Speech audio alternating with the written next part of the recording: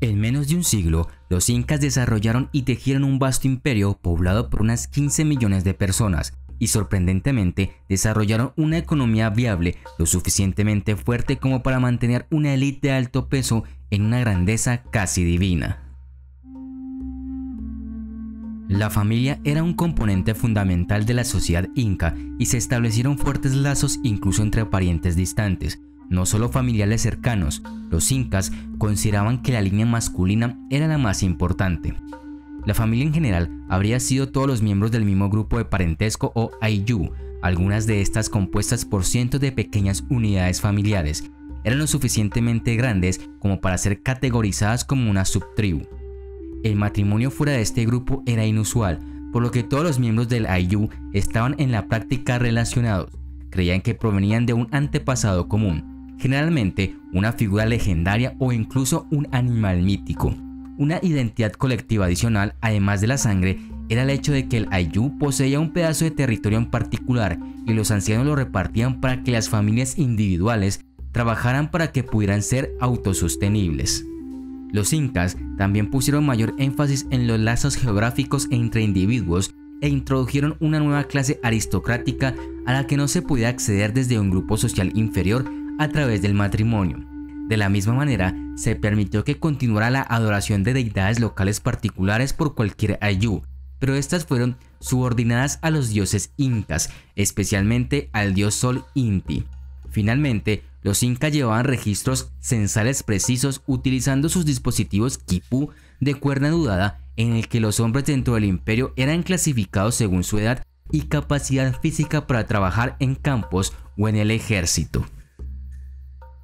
Las familias incas tenían en promedio 5 miembros y los niños de ambos sexos eran bienvenidos para que pudieran ayudar a la familia que trabajaba en el campo. El embarazo no interrumpió las tareas agrícolas de la mujer y cuando daba luz no hubo ayuda de ninguna partera.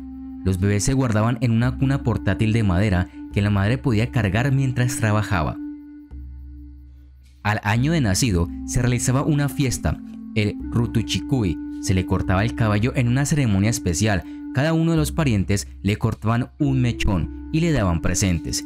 Luego se le ponía un segundo nombre en reemplazo del primero. Parece ser que años después, en la adolescencia, se volvía a cambiar de nombre. La pubertad fue un paso importante tanto para niños como para niñas.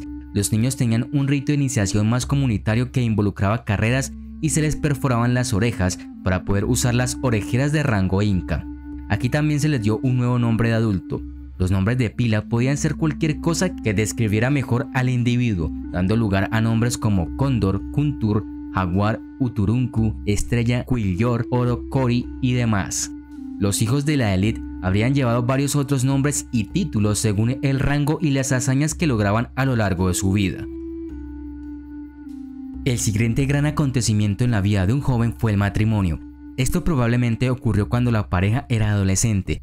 Un hombre no se consideraba adulto hasta que se casaba. Como en cualquier economía agrícola, no era económicamente viable que una persona permaneciera soltera y por la misma razón el divorcio era inaudito, al menos formalmente hablando.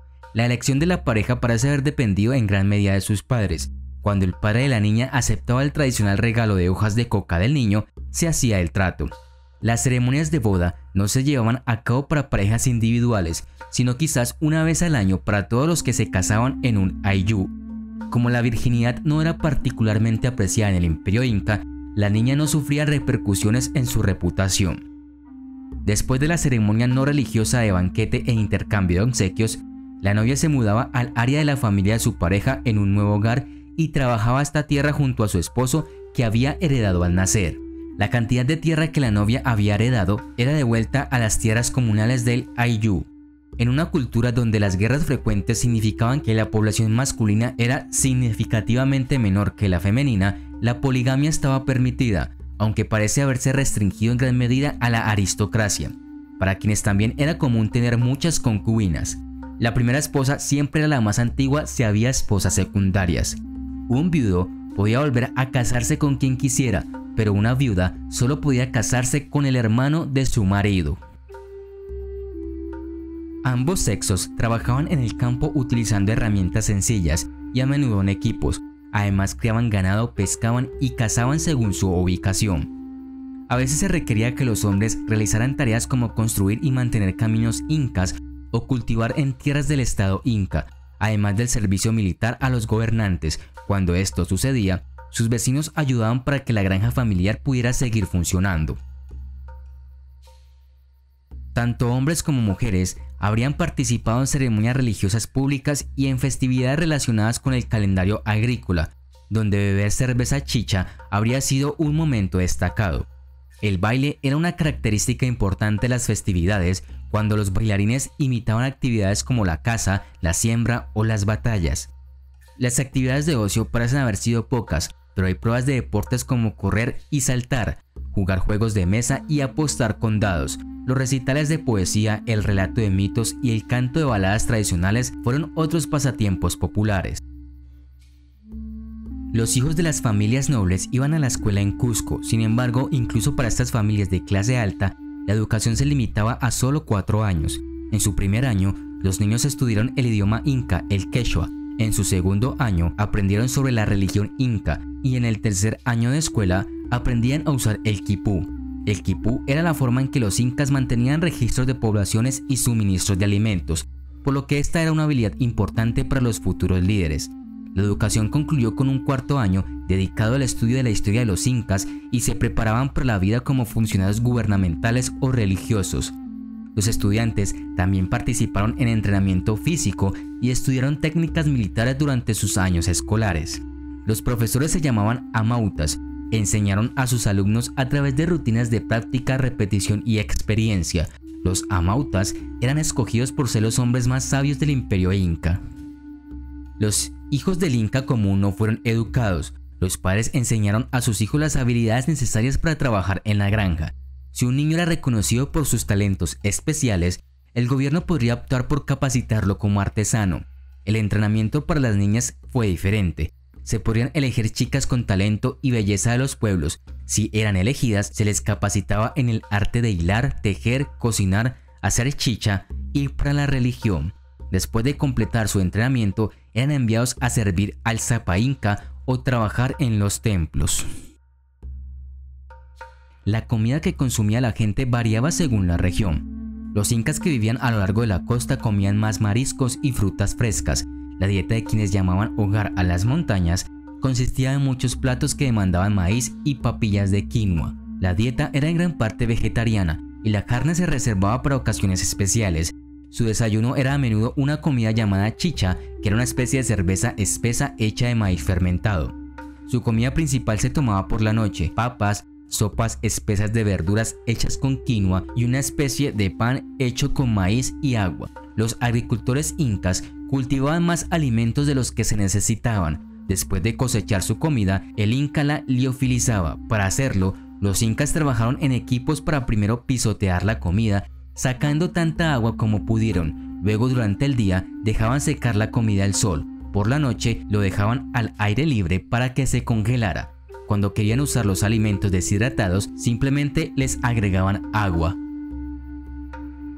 En cuanto a la ropa, los hombres usaban una camisa sin manga y, si era necesario, una capa de lana. Las mujeres llevaban una túnica larga con cinturón, anacu y una yacoya también. El calzado, si se usaba, tenía la forma de cuero y sandalias de cordón de lana. La vestimenta era muy importante, demostraba a los demás la posición social. Ricos y pobres vestían de la misma manera, aunque no con las mismas telas. Los plebeyos no usaban plumas, su tela estaba hecha de fibras vegetales y tenía una textura algo rugosa. Los hombres nobles usaban aretes para los oídos decorativos de concha o metal. En su ceremonia de mayoría de edad, se insertaba un disco dorado en los lóbulos de las orejas recién perforados. Continuamente se agregaban discos más grandes. Estos se hacían tan pesados que sus lóbulos se estiraban con el tiempo hasta que realmente descansaban sobre sus hombros. Esto se consideraba bastante elegante. Las casas incas eran muy sencillas, a menudo consistían en una sola habitación. Aunque algunas casas tenían un piso superior con piso de madera, la gente se sentaba y dormía sobre esteras de juncos o pieles de animales. El espacio habitable se dividió en 2 áreas, una para dormir y otra para cocinar y tener animales domésticos como los conejillos de Indias. Los incas no usaban tejas para cubrir sus techos, sino que tenían que depender de la paja hecha de hierba como arbustos. La paja se amarraba con correas y a extremos de clavijas que sobresalían del techo. La sala principal de las casas incas era la cocina. Tenían una chimenea y un horno de barro para hornear pan de maíz.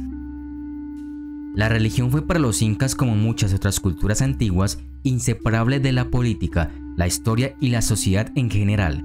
Todas las facetas de la vida comunitaria estaban estrechamente relacionadas con las creencias religiosas, desde los matrimonios hasta la agricultura, el gobierno y los entierros.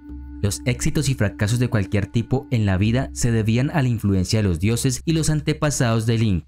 Mantener estas deidades contentas y evitar su ira en forma de desastres naturales como sequías y terremotos era un propósito muy importante de las prácticas religiosas.